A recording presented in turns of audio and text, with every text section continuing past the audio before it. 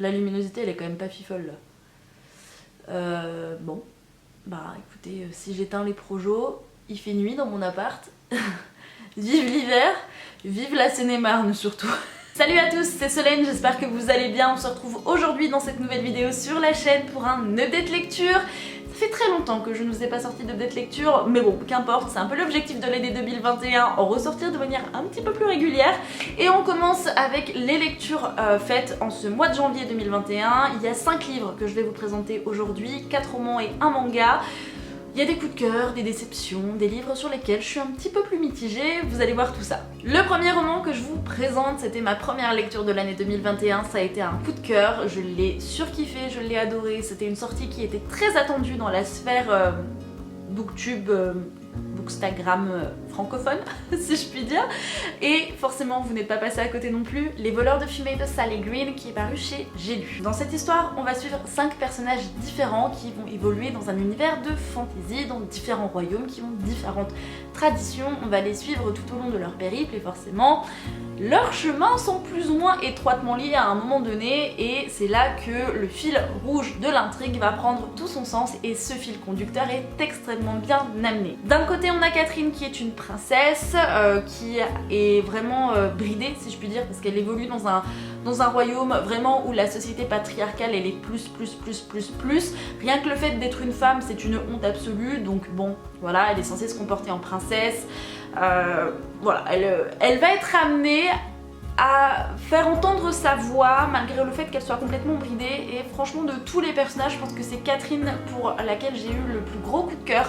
C'est une princesse qui sait ce qu'elle veut, qui a été éduquée selon certains codes mais qui en même temps ne reste pas sur ses positions de plante verte et qui va vouloir faire entendre sa voix, qui va très bien évoluer dans d'autres royaumes et s'adapter très bien à d'autres traditions, d'autres règles en fait, d'autres codes, d'autres sociétés tout simplement, parce qu'on a vraiment 2 royaumes dans lesquels on va évoluer principalement qui sont quand même complètement aux antipodes et c'est extrêmement bien amené et du coup le contraste entre ces 2 royaumes est d'autant plus frappant et l'évolution de Catherine est d'autant plus frappante et d'autant plus appréciable. Donc on a Catherine, de l'autre côté on a Ambrose qui est un soldat, je ne vous en dirai pas plus sur Ambrose mais qui va être amené à retrouver Catherine d'une certaine manière. Une chasseuse qui s'appelle Tash qui elle chasse les démons, elle a 13 ans et c'est une chasseuse de démons, sachant que les chasseurs de l'archiduchesse sont d'Alsace ou archichèche. Donc Tash qui est une chasseuse de démons qui a 13 ans, qui a un caractère bien trempé, qui est complètement différente de Catherine mais qui est aussi hyper intéressante et qui est très bien développée dans ce premier tome. On a un traître qui est March qui travaille au service d'un roi et suite à certaines circonstances va un petit peu prendre son envol également et le dernier personnage qu'on va rencontrer c'est Edion qui est un voleur qui n'est pas seulement un simple voleur et il faut lire le livre pour comprendre mais c'est en fait toute une diversité de personnages qui est très intéressante. On n'a pas forcément que de la romance hétéro non plus dans ce roman, c'est à savoir et c'est très bien amené et j'ai trouvé que c'était très chouette d'avoir cette diversité là dans ce monde de fantasy. Franchement ça fait du bien, c'est frais, c'est rafraîchissant et pour de la fantasy qui fait pour moi parfaitement de la transition entre de la fantasy jeune adulte et de la fantasy adulte, c'est très agréable de lire cette diversité là en fait dans cet univers là et c'est vraiment amené et développé d'une manière qui fait que le roman est un véritable page turner si je puis dire et c'est à dire que vous allez vraiment plonger dans cette histoire à ne plus pouvoir vous arrêter parce que vous allez complètement être entraîné avec les différents personnages. C'est pas du tout difficile et compliqué de les suivre parce qu'on est vraiment chapitre par chapitre, on en suit indifféremment. C'est un rythme régulier que l'on va prendre très vite et qui est très agréable et c'est vraiment chouette de pouvoir voir comment ces 5 personnages évoluent de manière assez différente et en fonction de leur éducation également et de leur tempérament. Je vous cache pas que forcément j'ai eu un gros coup de cœur pour Catherine et j'attendais avec impatience de retomber sur les chapitres où on se concentrait sur elle et son évolution dans la société dans différents royaumes et franchement c'était très agréable de la lire et de la découvrir et c'est pour ça qu'il me tarde de lire le tome 2 parce que le cliffhanger de ce premier tome, voilà. Je vais pas vous en dire plus au niveau de l'intrigue, sachez qu'il est question de fumée, d'assassinat, de complot, de coup d'état, de guerre, de loyauté aussi, d'une certaine manière, de démons. Et voilà, c'est les seuls indices que je vais vous donner. Navré si vous entendez en bruit de fond l'alarme qui sonne. Ça arrive assez fréquemment. Bref, je peux pas vous en dire davantage sur ce roman de fantasy parce que effectivement on a énormément de détails qui sont très importants et si je vous les donne c'est quand même une sorte de spoil. Et c'est vrai que moi je suis allée un peu dans ce roman les yeux fermés en me contentant vraiment du simple pauvre résumé qui est de savoir les 5 personnages que l'on a. Et franchement j'ai surkiffé cette lecture. Je m'attendais pas forcément à tout ça et je me dis que c'est d'autant plus chouette de se lancer dans ce bouquin sans en connaître davantage. On poursuit avec Shane Davis de Jackie May, le premier tome Noirousse et Fauché qui est paru courant janvier, que j'ai lu, c'est de la bitlit et vous connaissez mes appréhensions et mes a priori sur ce genre là. Je suis très obstinée et j'ai très envie de trouver le livre de bitlit qui va me faire apprécier ce genre littéraire là avec lequel j'ai beaucoup de mal. Je n'ai pas lu énormément de bitlit mais à chaque fois soit je suis hyper déçue, par exemple je crois que c'était le cas des Ombres de la nuit je crois que c'est Kersley Cole, je sais plus le nom de l'autrice, enfin bref. Et sinon bah, c'est des romans qui me laissent un petit peu dubitatif parce que forcément c'est très régulièrement, enfin en tout cas du moins de ceux que j'ai lus, c'est très souvent le même schéma narratif, c'est la même rythmique, le même dynamisme et il y a ces touches d'humour, d'autodérision qui sont hyper importantes et qui sont là hyper présentes dans ce premier tome et par rapport au personnage de Shane. Mais en même temps, bon, je trouve que heureusement qu'il y a ça parce que ces enquêtes policières avec souvent ces histoires d'enlèvement, d'explosifs, de machin, de domination aussi, homme-femme, enfin bref, c'est pas trop ma tasse de thé.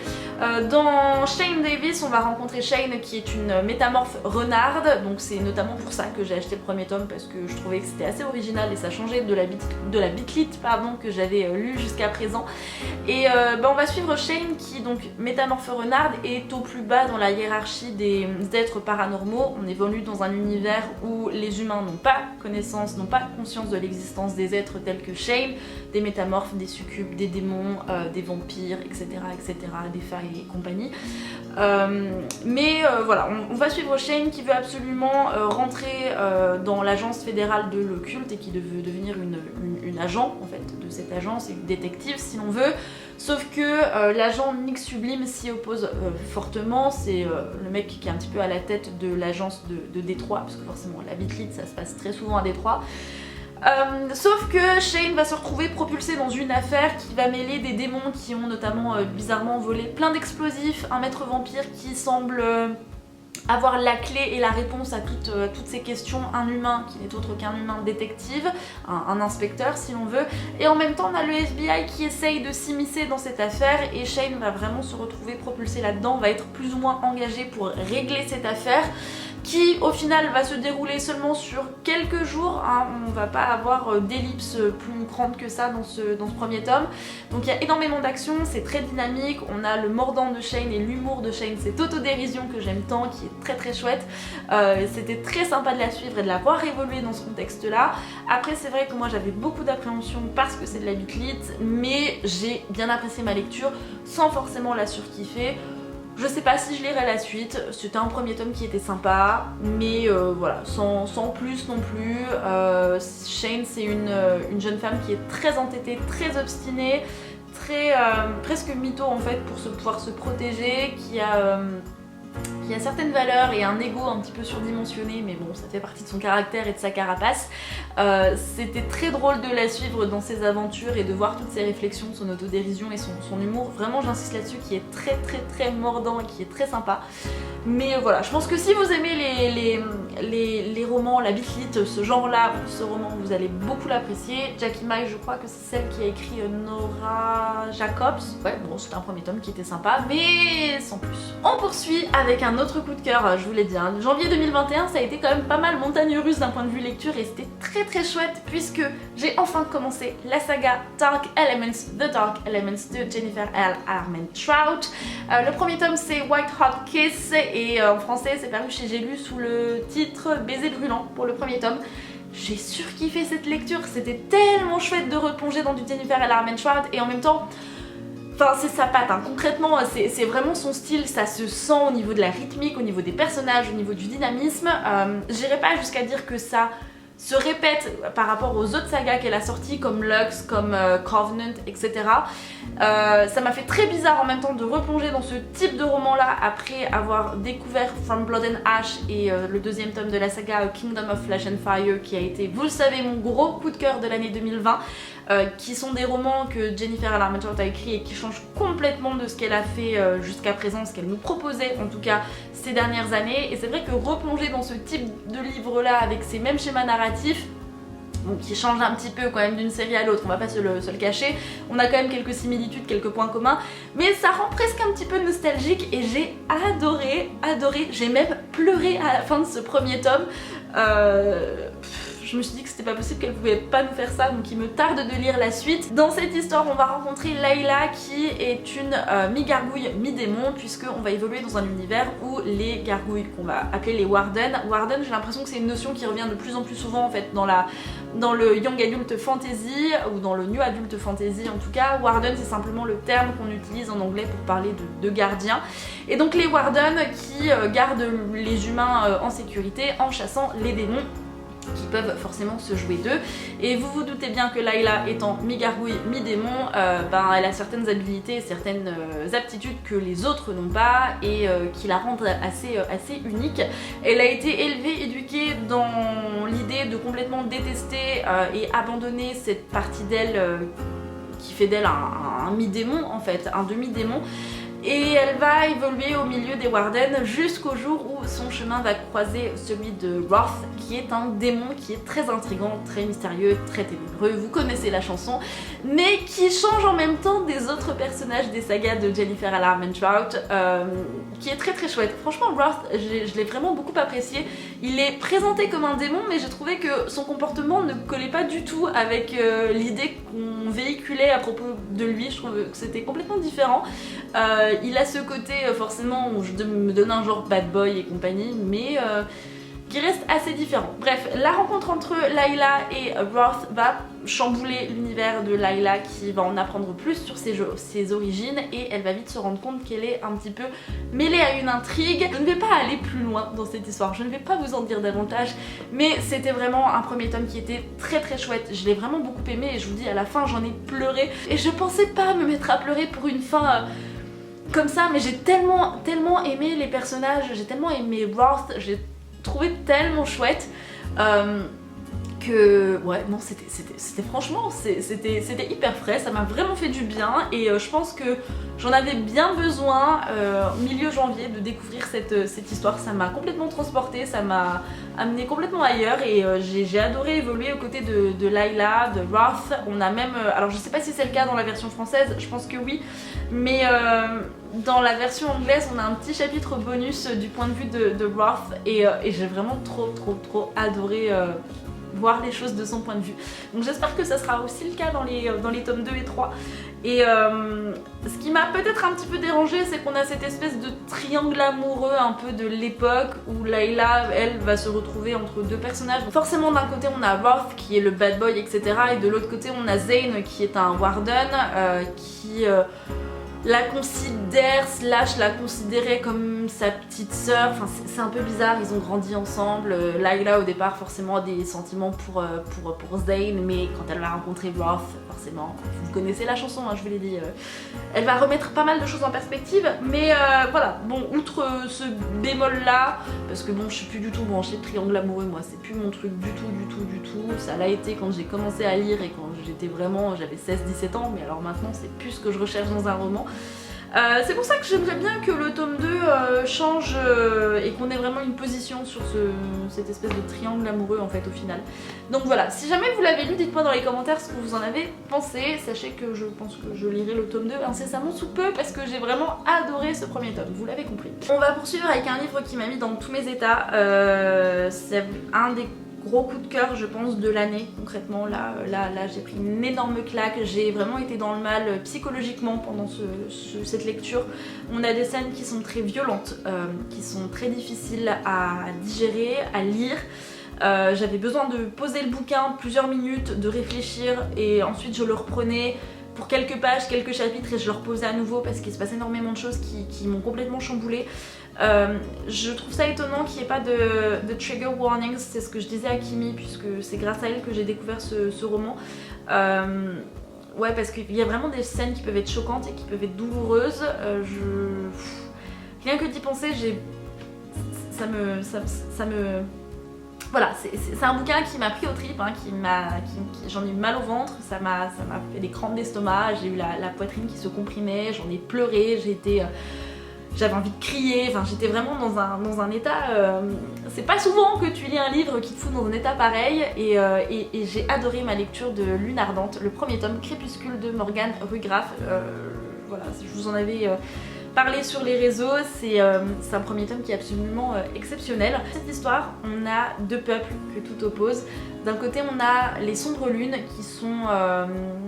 qui vivent dans le royaume de Tsagan, qui sont dévoués à la lune, qui ont énormément de coutumes par rapport à la lune.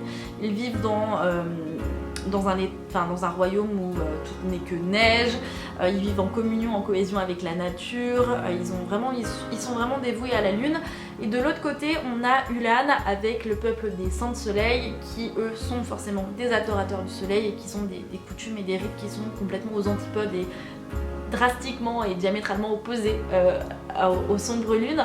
Dans cette histoire, on va donc rencontrer Siobhan qui est la seule, l'unique héritière de Tsagan et qui, pour sauver son peuple qui est en train de perdre cette guerre, va décider de se sacrifier en allant épouser le prince aîné, le prince héritier du royaume d'Ulan qui s'appelle Logan.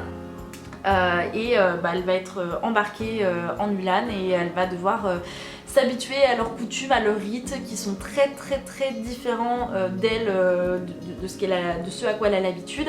Il y a énormément de complots qui vont se jouer parce que forcément les Sombres Lunes sont détestées, ne sont pas du tout appréciées en Ulan et en même temps, malgré tout, même si le soleil est omniprésent, la lune reste là et semble avoir quelques influences sur les deux princes, donc sur Logan et son frère cadet Caleb, Caleb est un personnage très complexe aussi, Logan également, mais ça a été...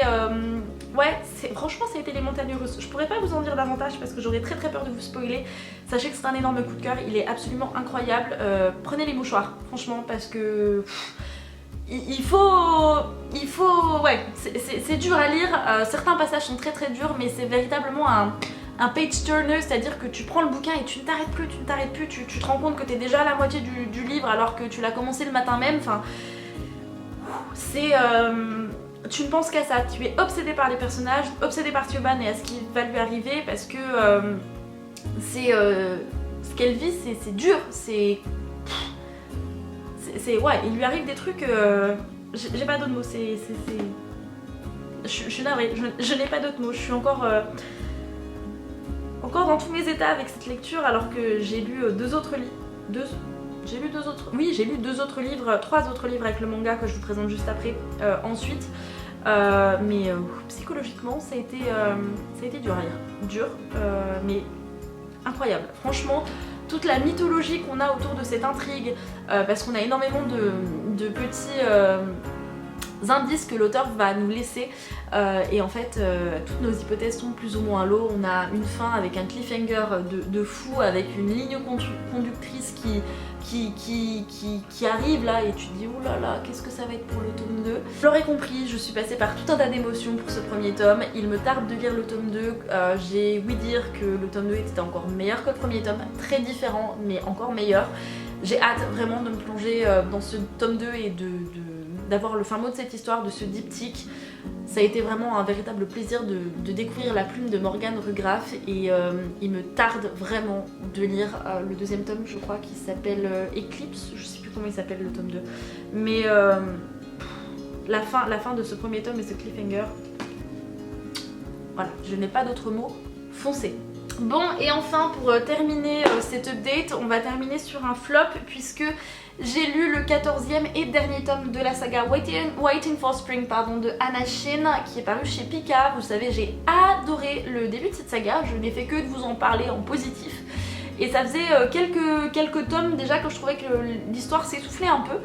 Et je n'ai pas compris l'utilité de ce 14e tome, j'ai pas compris, enfin je l'ai lu, alors je l'ai lu juste après avoir lu Lune Ardente, donc est-ce que mon état émotionnel a fait que j'ai trouvé que ça c'était encore plus fade? Très probablement, mais franchement j'ai pas compris. En fait on a plein de petites micro-histoires sur les personnages secondaires qu'on a suivis quand même tout du long pendant cette série. Mais je m'attendais, quitte à se concentrer sur eux, autant se concentrer davantage sur eux en étendant un petit peu plus et en étoffant, quitte à avoir des one-shots sur chaque personnage, que plutôt avoir ces micro short stories de quelques pages qui pour moi n'avaient ni queue ni tête, qui étaient plus ou moins bâclés, qui n'étaient pas amenés forcément de la meilleure des façons. Et j'ai trouvé ça hyper frustrant, hyper dommage.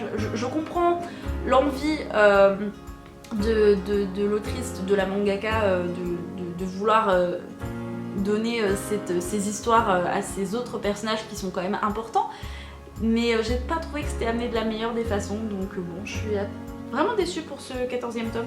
Enfin, je m'attendais à autre chose et je trouve que la fin du tome 13 conclut quand même beaucoup mieux cette série, même si ça faisait déjà, je vous l'ai dit, quelques tomes que ça s'essoufflait, donc bon, c'est pas bien grave. Je suis très contente d'avoir quand même terminé cette série. J'ai adoré la découvrir, j'ai adoré suivre les personnages, voilà, j'ai adoré les premiers tomes, c'était très réconfortant, c'était très cocooning, c'était très cosy, c'était très mignon. C'est un shoujo voilà, classique, mais qui fait du bien au moral et qui, entre deux pavasses ou après un bouquin comme Lune Ardente, ça vous fait vraiment du bien de lire ce genre de bouquin tout mignon, tout mimes, tout cocon, tout voilà, bref. Psychologiquement, c'est un petit pansement qui fait du bien. J'en ai terminé avec cette vidéo, j'espère qu'elle vous aura plu. Je vous cache pas que filmer un update ça a été hyper dur, j'ai pas arrêté de bégayer, de chercher mes mots, je ne les trouvais pas, enfin j'ai dû m'y reprendre 10 000 fois. Bref, tant pis, c'est pas grave, ça va revenir petit à petit en filmant régulièrement des updates.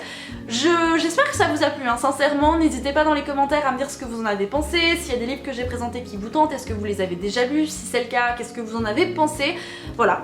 Tout ça, vous-même vous savez. Sur ce, avant que la batterie ne me lâche, je vous souhaite à tous et à toutes de passer de très belles lectures. Prenez soin de vous, à la prochaine. Ciao.